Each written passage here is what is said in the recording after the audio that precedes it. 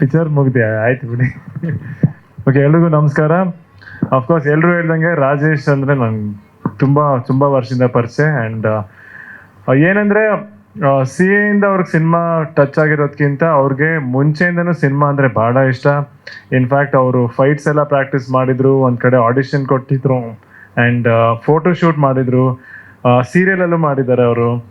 And ಅಂದರೆ ಇವಾಗ ಏನಕ್ಕೆ ಹೇಳ್ತಿದ್ದೀನಿ ಅಂದರೆ ಈ ಸಿನಿಮಾನ ಅವರು ತುಂಬ ಪ್ಯಾಷನ್ ಇಟ್ಕೊಂಡು ಮಾಡಿದ್ದಾರೆ. ಆ್ಯಂಡ್ ನೀವು ನೋಡಿದ್ರೆ ಟೀಮಲ್ಲಿ ಇಡೀ ತಂಡ, ಇನ್ಫ್ಯಾಕ್ಟ್ ಟೆಕ್ನಿಷಿಯನ್ಸ್ ಆಗಲಿ, ಡಿರೆಕ್ಟರ್ ಆಗಲಿ, ಸಿನಿಮಾಟೋಗ್ರಾಫರ್, ಮ್ಯೂಸಿಕ್ ಮಾಡಿದ ಪ್ರತಿಯೊಬ್ಬರು ಇಲ್ಲಿ ಸಿಕ್ಕಾಪಟ್ಟೆ ಪ್ಯಾಷನ್ ಕಾಣಿಸ್ತಿದೆ ನನಗೆ ಸಿನಿಮಾದಲ್ಲಿ. ಆ್ಯಂಡ್ ಶೋರಿಲ್ ಕೂಡ ತೋರಿಸಿದ್ರು, ತುಂಬ ಚೆನ್ನಾಗಿದೆ, ಸಖತ್ ನಗು ಬರುತ್ತೆ, ಖುಷಿ ಆಗುತ್ತೆ, ನಮ್ಮ ಕಲ್ಚರ್ ಅನ್ನೋದು ಆ ಸಿನಿಮಾದಲ್ಲಿ ನಿಮಗೆ ಕಾಣಿಸುತ್ತೆ. ಆ್ಯಂಡ್ ನನಗೆ ಬ್ಯಾಕ್ಗ್ರೌಂಡ್ ಸ್ಕೋರ್ ಅವರು ರಾಕೇಶ್ ಅಲ್ಲ, ಸಖತ್ ಇಷ್ಟ ಇದೆ. ಯಾಕಂದರೆ ಸಿನಿಮಾಗೆ ಒಂದು ಲೈಫ್ ಕೊಟ್ಟಿದ್ದಾರೆ. ಆ್ಯಂಡ್ ಈವನ್ ಸಿನಿಮಾಟೋಗ್ರಫಿ ತುಂಬ ಚೆನ್ನಾಗಿದೆ, ಗುರುಪ್ರಸಾದ್ ಅವರು. ಆ್ಯಂಡ್ ಅಫ್ಕೋರ್ಸ್ ನಮ್ಮ ಮಾಂತೇಶ್ ಬಗ್ಗೆ ಹೇಳಲೇಬೇಕು. ಫ್ರೆಂಡ್ಸ್ ಬಿರಿಯಾನಿ ಫಸ್ಟ್ ನೋಡಿದ್ದು, ಆ್ಯಂಡ್ ಇವ್ರನ್ನ ಸ್ಕ್ರೀನಲ್ಲಿ ನೋಡೋಕ್ಕೆ ತುಂಬ ಖುಷಿ ಆಗುತ್ತೆ. ಇವ್ರು ಬಂದ್ರೆ ನಗು ಬರುತ್ತೆ.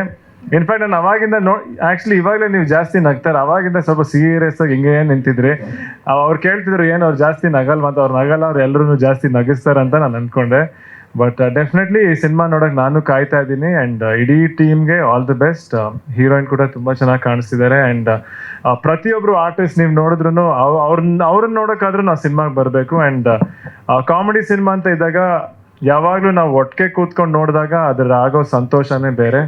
ಸೊ ಎಲ್ಲರೂ ಸಿನಿಮಾನ ಥಿಯೇಟ್ರಿಗೆ ಬಂದು ನೋಡಿ ಎಲ್ಲರೂ ಎಂಜಾಯ್ ಮಾಡ್ತೀರಾ ಅಂತ ನನ್ನ ನಂಬಿಕೆ. ಆ್ಯಂಡ್ ಬೆಸ್ಟ್ ವಿಶ್ ಇಡೀ ಟೀಮ್ಗೆ ಆಲ್ ದ ಬೆಸ್ಟ್.